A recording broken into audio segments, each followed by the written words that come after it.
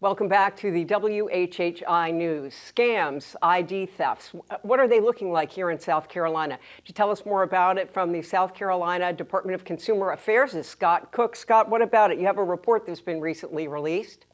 Yeah, we put out our report that kind of outlines what we saw in 2024, looking at identity theft and scams. And it's kind of interesting. Identity theft reports to our agency were up about 19% last year. So we had 431 different identity theft reports that came through us.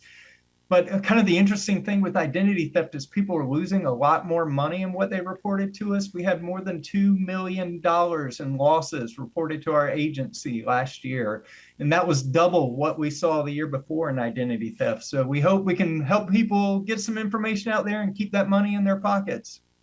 That to me is pretty frightening. So is it a case where somebody steals your identity and then is able to have access to various, accounts or set up new credit card accounts, that kind of thing? How do they manage?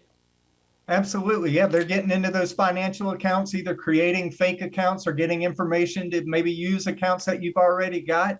And kind of the big thing for us is monitor your credit reports. Nearly 20% of the people who found out about identity theft found out by monitoring their credit reports. So that's a great tool that you can use. You can also freeze those credit reports. So if you're not, actively looking for new lines of credit, opening up new credit cards or looking for a home or a car, freeze those credit reports with the 3 major credit agencies, and that will help you prevent other people from being able to access that information and use it. So it's a great free tool you can use. Okay, I have to plead ignorance on this. I did not know that we have cryptocurrency ATMs here in Beaufort County, but you can tell me how they work and how people are using these to scam others. Yeah, these are some of the big scams that we're hearing about right now, especially from our, sheriff's departments down in Beaufort County in that area. Basically, you'll get a call or an email, text message, something like that, that tells you some kind of reason why you need to be worried about either, jury duty that you're missed, or maybe it's a financial account that's been compromised or something. There's always some kind of crazy reason why you need to go to a specific cryptocurrency ATM. They're usually at a gas station.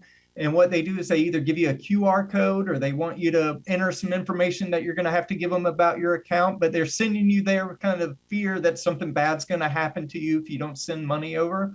And they're using those cryptocurrency ATMs as kind of a quick way to get your cash. So you're giving them access to that money immediately after you put all that money into that cryptocurrency account.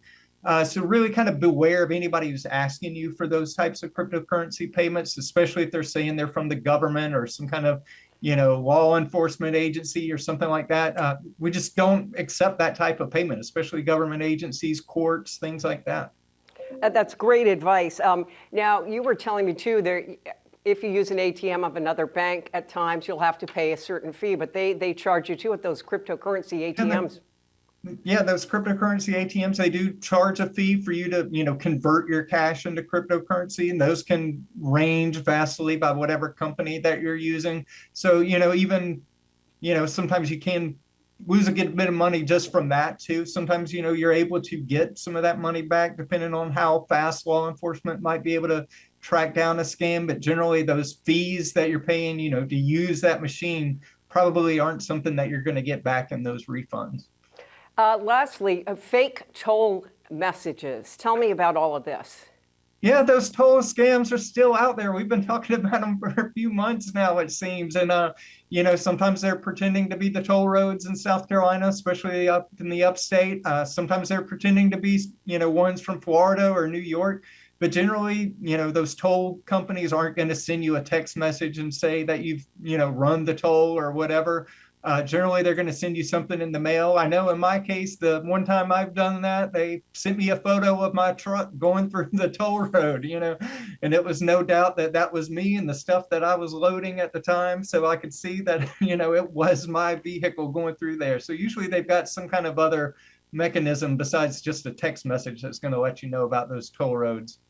And I'm sure you paid that unpaid toll. Scott, as always, great to have you on with us here at the WHHI News. Thanks a lot for your information. Thank you. And when we come back, we'll hear from the Hilton Head Prep winning basketball team. They won the championship. Marcus Walsh will be talking with them. Stay right there.